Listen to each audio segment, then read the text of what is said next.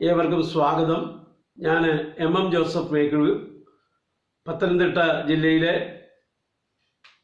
തൈക്കാവ് government higher secondary സ്കൂളിലെ അധ്യാപകനാണ്.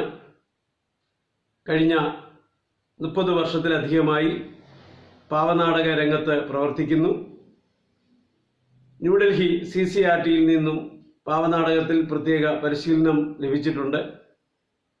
പാവനാടക പരിശീലനത്തിൻ്റെ ഭാഗമായി ഇന്ത്യയുടെ വിവിധ പ്രദേശങ്ങളിലെ വർക്ക്ഷോപ്പുകളിൽ പങ്കെടുക്കുകയും വർക്ക്ഷോപ്പുകൾ നടത്തുകയും ചെയ്തിട്ടുണ്ട്. ഏതാനും ഗ്രന്ഥങ്ങളുടെ രചയിതാവ് കൂടിയാണ്. ആയിരക്കണക്കിന് വർഷം പഴക്കമുള്ള രംഗകലയായ പാവകളി ലോകത്താകമാനം വിദ്യാഭ്യാസ പ്രക്രിയയിൽ സവിശേഷമായ ഇടം കണ്ടെത്താൻ കഴിഞ്ഞിട്ടുണ്ട്. കേരളത്തിലും പഠന പ്രക്രിയയുടെ ഭാഗമായി പാവകളി പ്രയോജനപ്പെടുത്താനായിട്ടുള്ള ശ്രമങ്ങൾ ഊർജിതമായി നടന്നുവരുന്നു.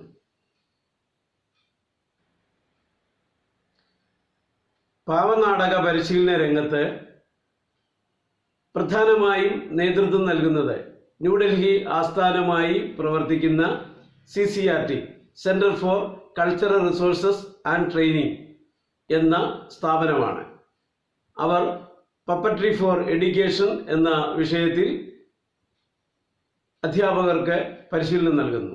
ഇന്ത്യയുടെ വിവിധ ഭാഗങ്ങളിൽ നിന്നും എത്തിച്ചേരുന്ന അധ്യാപകർ ഒന്നുചേർന്നാണ് ഈ പാവനാടക പരിശീലനം സ്വായത്തമാക്കുന്നത്.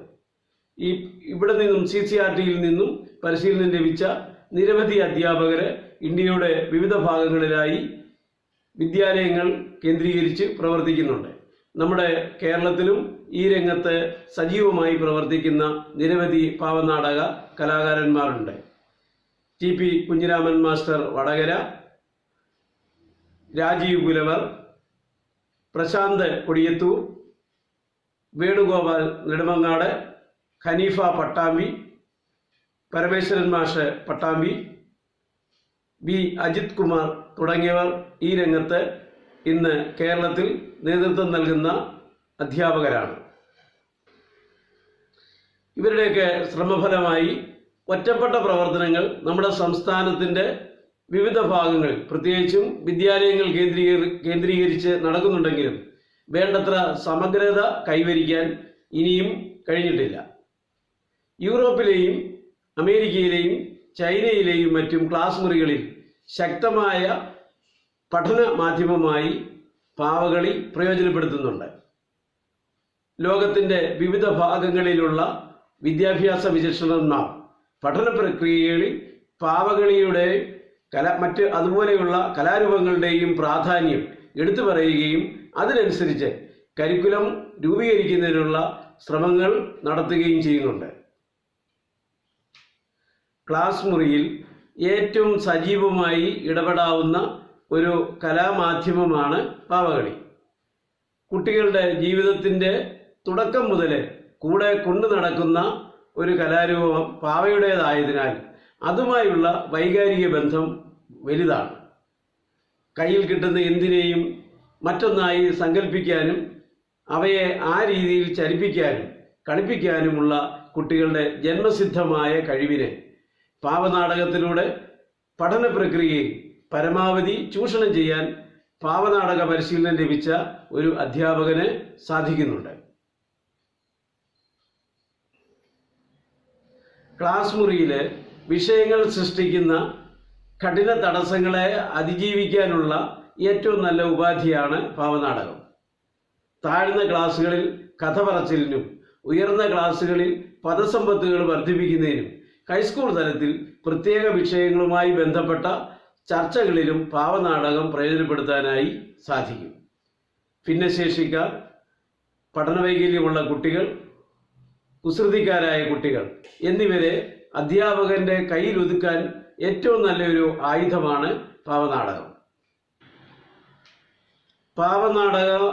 പാവനാടകത്തിന് ഏറ്റവും അത്യാവശ്യം വേണ്ട ഒന്നാണ് പാവകൾ.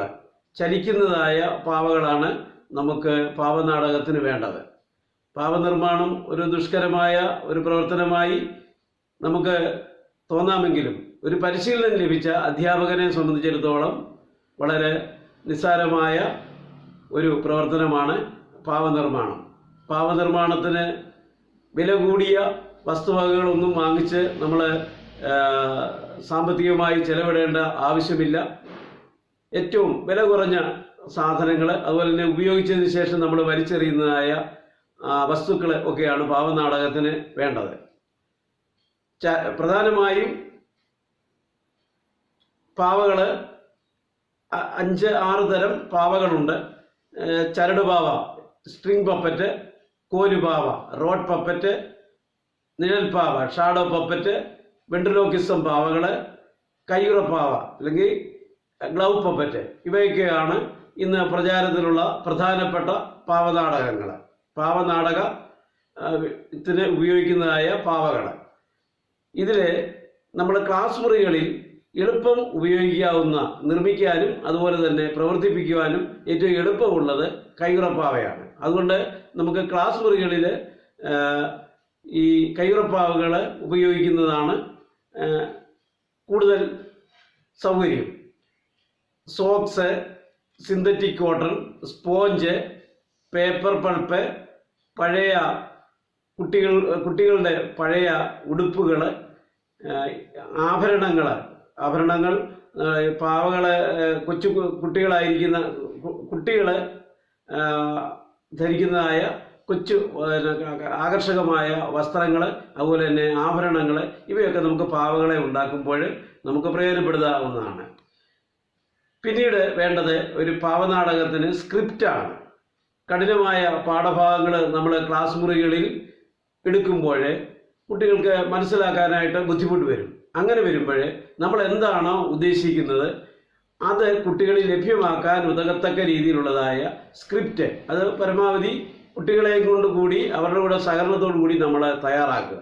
ഒരു പാവനാടകം കളിക്കാനെന്നുള്ള രീതിയിൽ നമ്മൾ സ്ക്രിപ്റ്റ് തയ്യാറാക്കുക. എന്നിട്ട് ക്ലാസ് മുറിയിൽ കർട്ടനുകൾ ക്രമീകരിച്ച്, കർട്ടൻ എന്ന് പറയുമ്പോൾ നമ്മൾ ഒരു വലിയൊരു തിയേറ്ററിൻ്റെ തലത്തിലേക്കൊന്നും ചിന്തിക്കേണ്ട കാര്യമില്ല. ക്ലാസ് മുറിയിൽ പെട്ടെന്ന് 2 കുട്ടികൾ 2 വശത്ത് നിന്ന് പിടിച്ച് നിന്നാൽ തന്നെയും ഒരു കർട്ടൻ റെഡിയായി കഴിയും. അപ്പോൾ ആ കർട്ടൻ വലിച്ചിട്ട് അതിൻ്റെ പിന്നിൽ നിന്നാണ് ഈ ഗ്ലൗ പപ്പറ്റുകളെ കർട്ടൻ്റെ മുകളിലേക്ക് കൈകളിൽ പാവകളെ ഇട്ടിട്ട് ചൂണ്ടുവിരൽ പാവകളുടെ തലയ്ക്കുള്ളിലും തള്ളവിരൽ പാവകളുടെ ഇടത് കൈയും നമ്മുടെ നടുവിരൽ പാവകളുടെ വലത് കൈയുമായി ഇട്ട് പാവകളെ ചലിപ്പിക്കുകയാണ് ചെയ്യുന്നത്. അപ്പം പാവനാടകം കളിപ്പിക്കുമ്പോൾ സ്ക്രിപ്റ്റിനനുസരിച്ച് കഥാപാത്രങ്ങൾക്ക് ശബ്ദം നൽകുകയും പശ്ചാത്തല സംഗീതം ഒരുക്കുകയും വേണം. ഇപ്പോഴേ മൊബൈൽ ഫോണുകളിലൊക്കെ ഈ വിധമായ സൗകര്യങ്ങളൊക്കെ ഉള്ളതുകൊണ്ട് നമുക്ക് നേരത്തെ തന്നെ റെക്കോർഡ് ചെയ്തത് ബ്ലൂടൂത്ത് സ്പീക്കർ ഉപയോഗിച്ച് ഉച്ചത്തിൽ ക്ലാസ് മുറികളിൽ പ്രവർത്തിപ്പിച്ച് അതോടൊപ്പം തന്നെ ഈ പാവകളെ കുട്ടികളെയും കൊണ്ടും കർട്ടൻ്റെ പിന്നിൽ നിന്നുകൊണ്ട് പ്രവർത്തിപ്പിക്കാവുന്നതാണ്. നമ്മുടെ അധ്യാപക സുഹൃത്തുക്കൾ ന്യൂഡൽഹി CCRT പോലെയുള്ള പാവനാടക പരിശീലന കേന്ദ്രങ്ങൾ പരമാവധി പ്രയോജനപ്പെടുത്തുകയും പാവനാടകത്തെ ഒരു നല്ലൊരു ബോധന മാധ്യമമായി ക്ലാസ് മുറികളിൽ ഉപയോഗിക്കുകയും ചെയ്യണമെന്നുള്ള അഭ്യർത്ഥനയോടുകൂടി ഞാൻ നിർത്തുന്നു. നന്ദി, നമസ്കാരം.